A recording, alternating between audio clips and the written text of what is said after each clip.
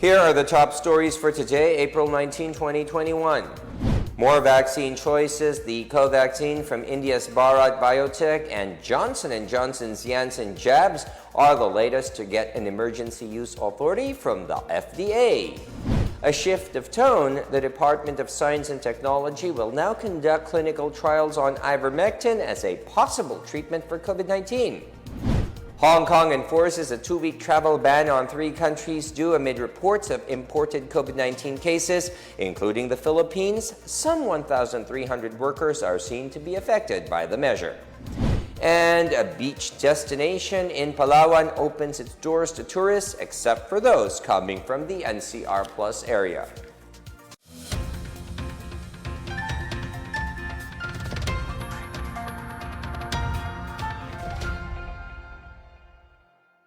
Good day, I am William Theo. Welcome to the PNA Newsroom. 2 more COVID-19 vaccines are now approved for emergency use in the country.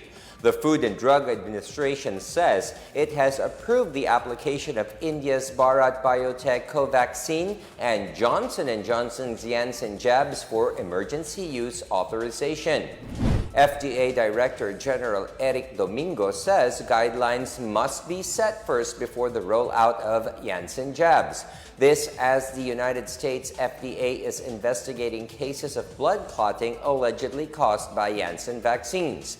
Domingo, however, says the benefits of the vaccine outweighs the risks, citing that there is only 1 case of blood clotting in every 1 million people who were inoculated.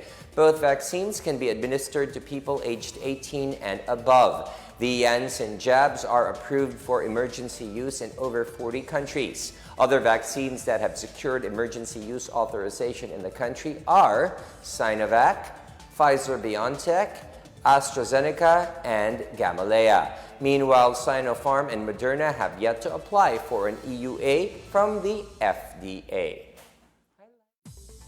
The country is set to conduct clinical trials on the use of anti-parasitic drug ivermectin.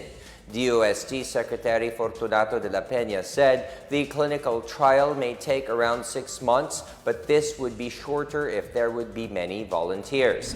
De la Peña said he and Health Secretary Francisco Duque III decided to hold the clinical trials in a bid to find treatments for COVID-19.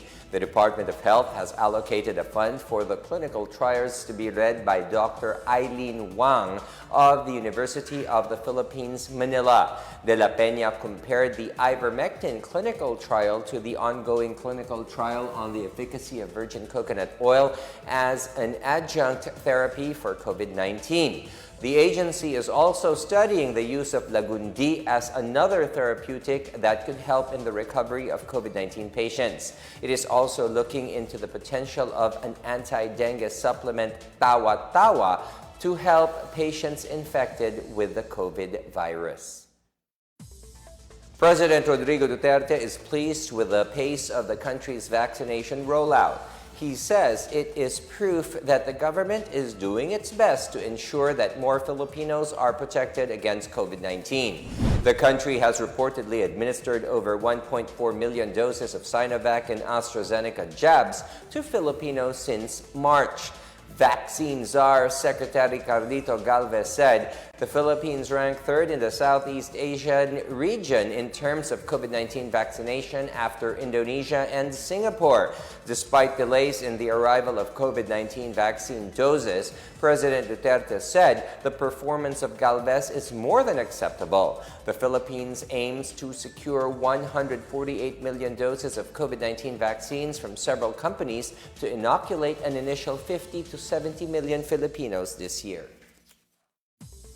Vaccine Czar Secretary Carlito Galvez Jr. said the government is working hard to ensure that the country can secure almost 14 million vaccine doses from 4 vaccine manufacturers. In his report to President Rodrigo Duterte, Galvez said the delivery of 1.5 million doses of Sinovac jabs is expected to be completed within April. The government is expecting another 500,000 doses to be delivered on April 22nd and another 500,000 doses on April 29.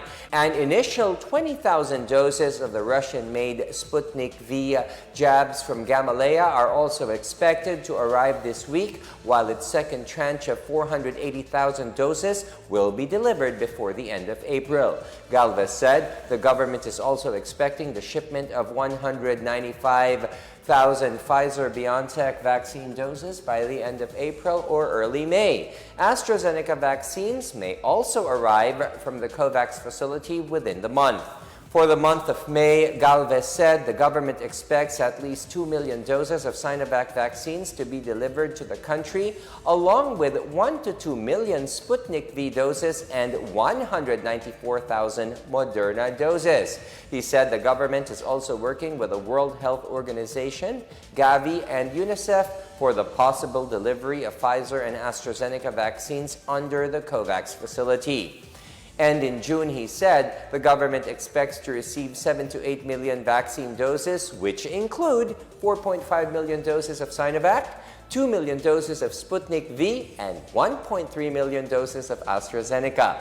The Philippines ranks third among countries in the ASEAN region in the number of citizens that have been vaccinated, and 41st out of 173 countries worldwide, and 14th among 47 Asian nations. Meanwhile, Philippine Ambassador to the United States Jose Manuel Romualdez confirms more vaccines will arrive in the Philippines from the United States. In his taped interview with presidential spokesperson Harry Roque, Romualdez said close to 200,000 doses of Moderna will arrive on June 15 and would increase in the succeeding months until it has completed sending 20 million jabs. He also said that Moderna is developing booster shots which can be administered regardless of the brand of COVID-19 vaccine jabs. He said that Pfizer vaccines will also start to arrive next month. He also assured that majority of the Filipinos will be vaccinated before the end of the year. Ito kung ma-approve ng EUA ito sometime around September, babagay yan sa mga those that were able to take yung Sinovac, for instance, or yung AstraZeneca, they can use this booster shot. It will not. It will complement it, as a matter of fact, to give it that push, to give it the more effectivity, especially itong mga bagong mga variants na dumadating sa atin ngayon. Despite President Rodrigo Duterte's desire to remain friends with China, he said he will send gray ships to the West Philippine Sea should China start to drill for oil. If this happens, the Philippines would also start doing the same.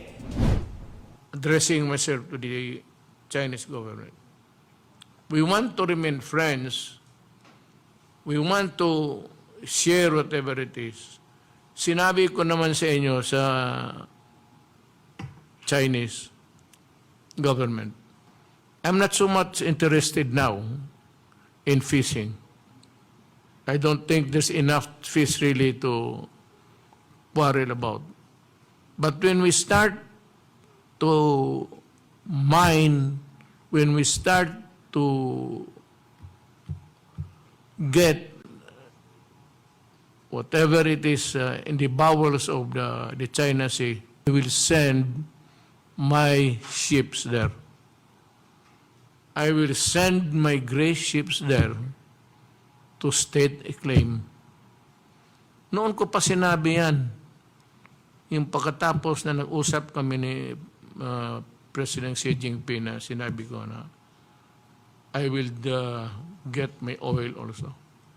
Sabi niya, please don't. We just leave it that way. In the meantime, on July 12, 2016, the Philippines won the arbitration case it lodged against China after the Permanent Court of Arbitration in The Hague, Netherlands, invalidated Beijing's 9-line claim over the contested waters. China refused to acknowledge the arbitral ruling. President Duterte admitted that there is no way that the country can reclaim the West Philippine Sea without any bloodshed. He warned that promoting a war against China would have serious consequences.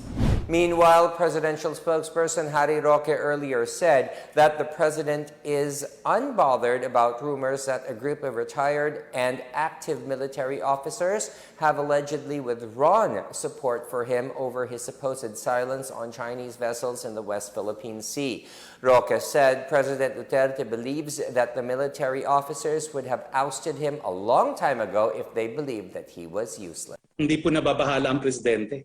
Alam po ng presidente tapat siya sa saligang batas at alam po niya na rinirespeto rin ng ating mga kasundaluhan ang ating saligang batas. Sabi nga po niya, kung talagang siya ay inutil, matagal na siyang pinatalsik ng militar. No? So alam po niya na kung gugustuhin ng militar, kahit sino, pwede patanggal ng militar, pero kampante po siya na walang dahilan para naman umakto ng ganyan ang ating kasundaluhan. Malacanang says it does not see the emergence of community pantries in the country as a condemnation of the government's efforts to provide aid to Filipinos affected by the COVID-19 pandemic. In a tweet on Sunday, former Vice President Jeju Marbinay earlier said the message behind the rise of community pantries is the desire of Filipinos to look after one another amid an absent government. Senator Panfilo Lacson, meanwhile, considered community pantries as a sign of desperation that people can no longer rely on the government. For Senator Grace Poe, the community pantries is a wake-up call for the government to do more to address people's needs. Presidential spokesperson Harry Roque said the community pantries are the representation of the best in the Filipino character. While he acknowledged the government's slow distribution of cash aid, he said families affected by the pandemic and quarantine status will continue to receive government assistance and more aid is forthcoming. To date, Roque said only 4 billion pesos of the 23 billion pesos allocated for the program has been distributed. Hindi po tayo ng paumanhin dahil talagang medyo may kabagalan, pero sa panahon po kasi ng pandemya, hindi natin maiiwasan na talagang mag-ingat dahil baka mamaya mabigay nga yung ayuda, magkaroon naman ng COVID yung mga taong bayan. In related reports, Catholic prelates lauded the establishment of community pantries across the country. Bishop Broderick Pabilio says the initiative shows that people are ready to help and it is also a very good way of spreading generosity and bayanihan among Filipinos. Pabilio urges parishes under the Archdiocese to follow the initiative. Pasig Bishop Milo Hubert Vergara also supported the initiative, which is now being replicated in other areas in the country. Kidapawan Bishop Jose Colin Bagaforo, National Director of Caritas Philippines, also applauded the efforts of individuals who initiated the establishment of the different pantry communities in Manila and the whole country. He calls on all individuals, families, and communities to establish these kindness stations in their areas. At least 79 community pantries have already been established across the country since April 14. Still to come, President Duterte is willing to lift the executive order on reduced import duties on pork as soon as the domestic supply improves. And Hong Kong's temporary ban on flights from the Philippines and 2 other countries takes effect today. More on these when the PNA Newsroom continues.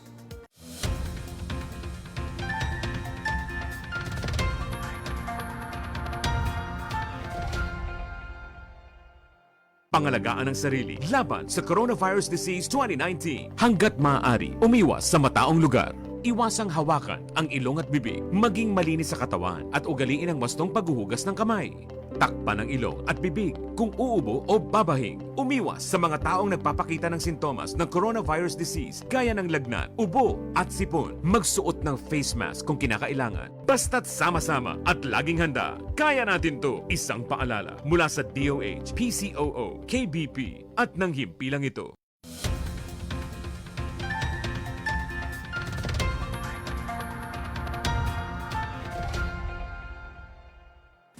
President Rodrigo Duterte said he is willing to withdraw his executive order reducing pork tariffs as soon as there is an improvement in the country's domestic supply.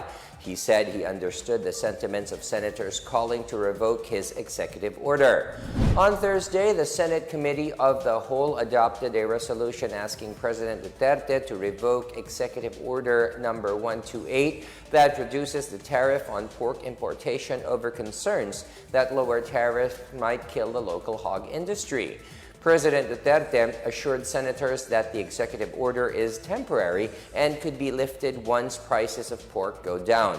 Acting Socio-Economic Planning Secretary Carl Kendrick Chua reiterated support for lower pork tariffs, emphasizing the need to address the deficiency in supply while bringing down the country's inflation rate. I can understand from where the senators come from. There is also the domestic supply, which they intend to protect. It's just a temporary measure, really, to bring down the prices. But the senators see it in different light. Meanwhile, presidential spokesperson Harry Roque said the president listens and the president knows that under our Constitution, Congress has primary jurisdiction when it comes to tariff rates. Roque said the president respects the power of the Congress to withdraw or terminate his EO through a joint resolution. He also assured that Agriculture Secretary William Dar continues to enjoy the president's trust despite recommending the passage of the EO, which reduces pork tariffs. Kung magdedesisyon po ang Kongreso natin, ang Senado at ang Kamara na talagang bawiin yung executive order ng ating presidente, yan naman po ay saklaw ng kapangyarihan ng Kongreso at re-respetuhin po yan ng ating presidente. The Presidential Electoral Tribunal said the election protest filed by Ferdinand Bongbong Marcos Jr. failed to substantiate his allegations of massive anomalies and irregularities.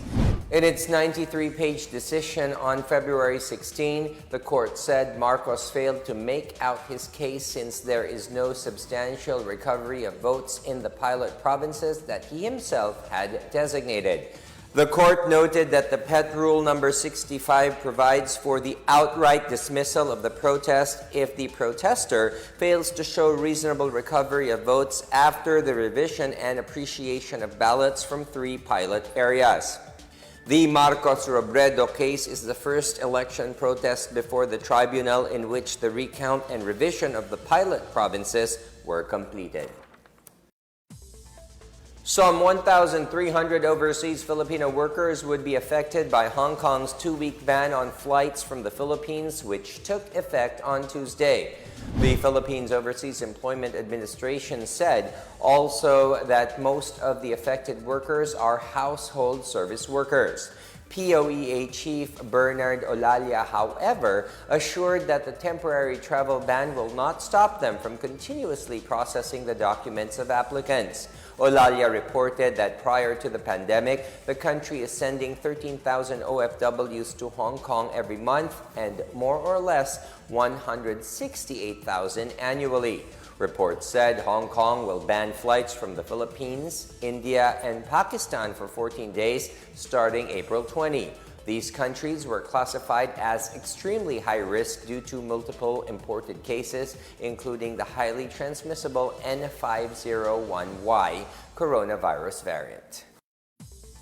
Ilocos Norte has started using saliva testing to boost COVID-19 detection and response in the province.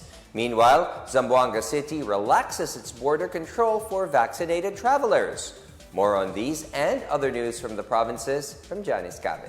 Ilocos Norte is partnering with the Philippine Red Cross for the implementation of saliva testing as an alternative to the existing COVID-19 facilities in the province.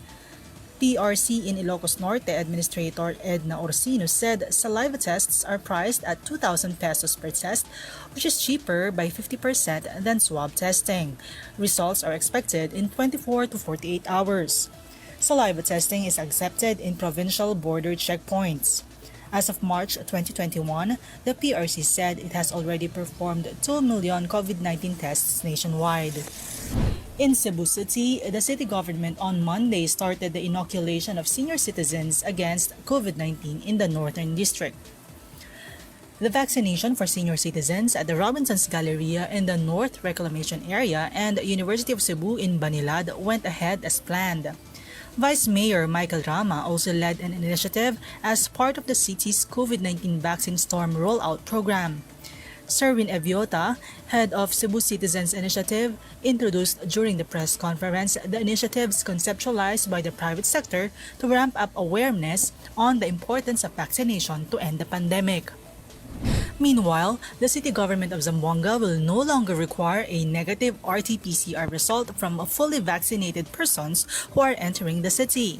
City Health Officer Dr. Dulce Amor Miravite said a person is considered fully immunized 2 weeks after receiving the second dose of vaccine and that there is no more need for them to undergo an RT-PCR test. However, those fully vaccinated persons showing symptoms of COVID-19 will still be required to undergo an RT-PCR test even if they show their certificate of vaccination. Some 3,019 medical frontliners in the A1 category have already received their second dose of either Sinovac or AstraZeneca vaccines. For the PNA Newsroom, I'm Janice Cave. The Department of Agriculture said there will be a calibrated arrival of pork imports in the country as the executive order which reduces pork tariffs takes effect. During a House committee hearing, Agriculture Secretary William Dar said Executive Order 128, which reduces the tariff on pork importation, is already in effect. Dar assured that imports will be properly managed with a hope that imports will lower the prices of pork in the market. Dar said the DA would also study the imposition of price ceiling on imported pork products. To protect local hog raisers from bankruptcy, the Senate Committee of the Whole adopted Joint House Resolution 37 asking President Rodrigo Duterte to revoke EO 128. House Committee on Agriculture and Food Chairman Mark Enverga said allowing importation beyond the shortage and with a lower tariff will cause oversupply not only in Luzon but also in the Visayas and Mindanao where there is enough pork. The Anti-Red Tape Authority, or ARTA, has vowed to facilitate the application of potential COVID-19 vaccine manufacturers in the country. In a statement, ARTA plans to streamline processes by establishing a green lane for faster processing of permit applications. ARTA Director General Jeremiah Belhica said they will be inviting the Department of Health, Food and Drug Administration, the Department of Trade and Industry, and the Securities and Exchange Commission to discuss how the government can fast-track applications. He said there is also ARTA's response to President Rodrigo Duterte's statement to support potential investors for COVID-19 vaccine production in the country. Last week, DTI Secretary Ramon Lopez bared that companies looking into putting up vaccine manufacturing plants in the country requested for a green lane on government permits.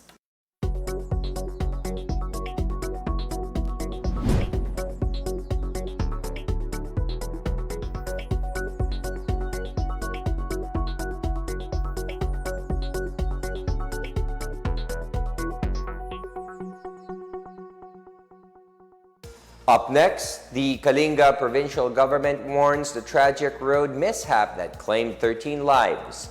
And NASA gives a view of Mars as it holds the first helicopter flight on the red planet. Details ahead. Stay with the PNA Newsroom.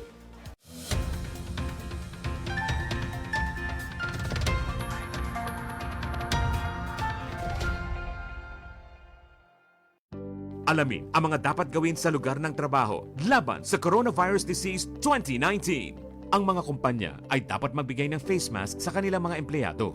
Bukod dito, magbigay kaalaman din patungkol sa COVID-19. Siguraduhing malinis ang kapaligiran. Maglagay ng sabon at hand sanitizer sa mga palikuran. Siguraduhing ligtas at nalutong maigi ang mga pagkain sa kantina. Obserbahan ang kalusugan ng mga empleyado at katrabaho. Kung sakali man na mayroon silang sintomas ng coronavirus disease, gaya ng lagnat, ubot sipon at hirap sa paghinga, ay agad ipasuri sa doktor. Basta't sama-sama at laging handa, kaya natin to! Isang paalala mula sa DOH, PCOO, KBP at ng himpilang ito.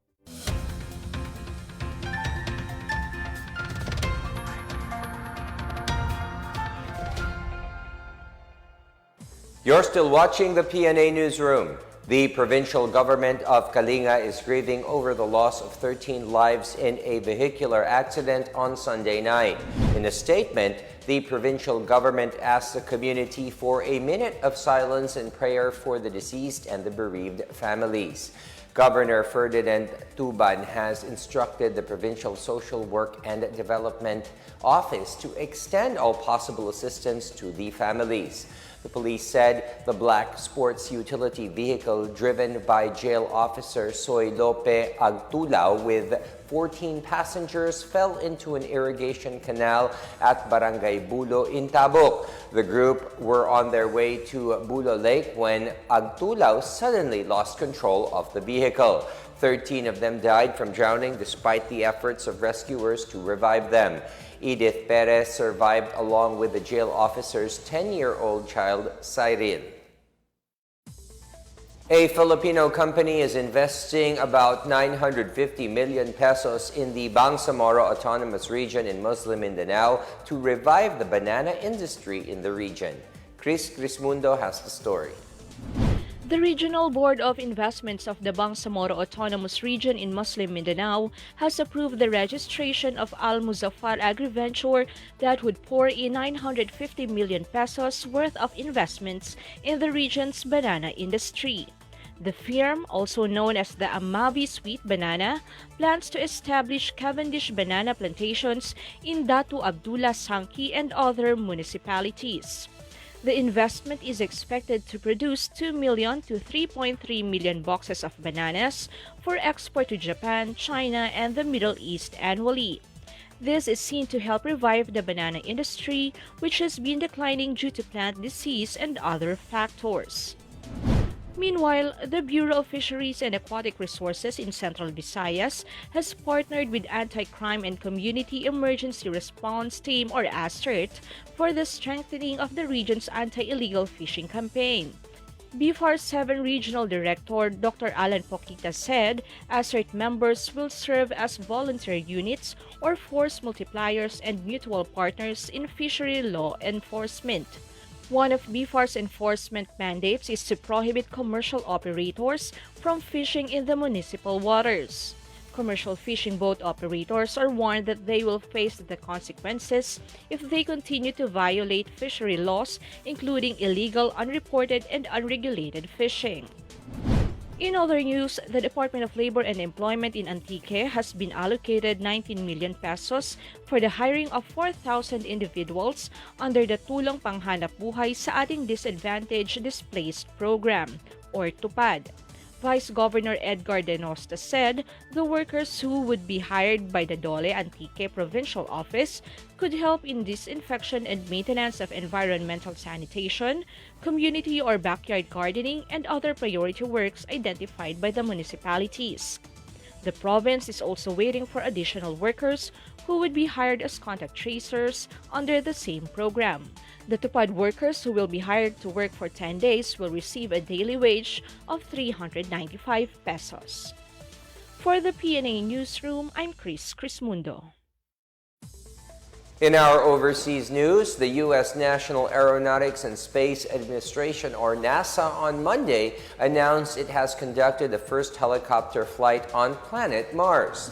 The Ingenuity helicopter, which was attached to the Perseverance rover, landed on the red planet on February 18, was initially planned for a flight on April 8. NASA pushed back the launch of the first flight of the surface of Mars in March. The space agency previously said controlled flight with Ingenuity in Mars will be more complex than on Earth because Mars has lower gravity and an atmosphere just 1% as dense as the Earth's at the surface. Energy and temperature changes will also be an issue.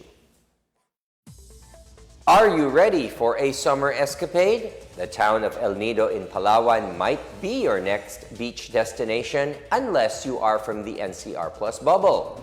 The El Nido Tourism Office said tourists from Metro Manila, Cavite, Laguna, Bulacan, and Rizal are restricted from entering the municipality until further notice. Tourists traveling to El Nido from the outside Palawan are required to have valid identification and a quick response coded tourist ID. To receive a QTID, a tourist must have a negative RT-PCR test taken 72 hours before arrival, a hotel booking, and a return ticket. Those staying for more than 7 days shall accomplish an antigen test on their 8th day in El Nido. Those going to El Nido from within Palawan are required to have a valid ID, a QTID, which only requires a hotel booking and a negative antigen test result taken within the last 24 hours before arrival.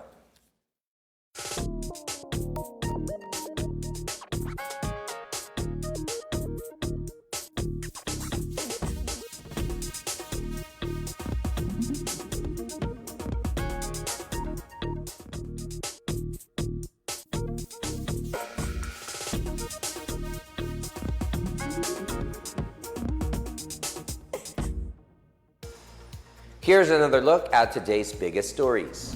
More vaccine choices. The Covaxin from India's Bharat Biotech and Johnson & Johnson's Janssen jabs are the latest to get an emergency use authority from the FDA. A shift of tone, the Department of Science and Technology will now conduct clinical trials on ivermectin as a possible treatment for COVID-19. Hong Kong enforces a 2-week travel ban on 3 countries due amid reports of imported COVID-19 cases, including the Philippines. Some 1,300 workers are seen to be affected by the measure. And a beach destination in Palawan opens its doors to tourists except for those coming from the NCR Plus area. Thank you for watching another episode of the PNA Newsroom. To check more news content, visit our webpage or head onto the Philippine News Agency's Facebook and Twitter accounts. For more stories about the government and how it serves Filipinos, look for these hashtags in all of our social media platforms and websites. We are shown on the pages of the PCOO and its attached agencies. Also, watch us on television on PTV4 and IBC 13. And that's your daily dose of the biggest stories that you need to know. From the PNA Newsroom, we tell stories that inspire change. I am William Theo. Good day. Stay safe, everyone.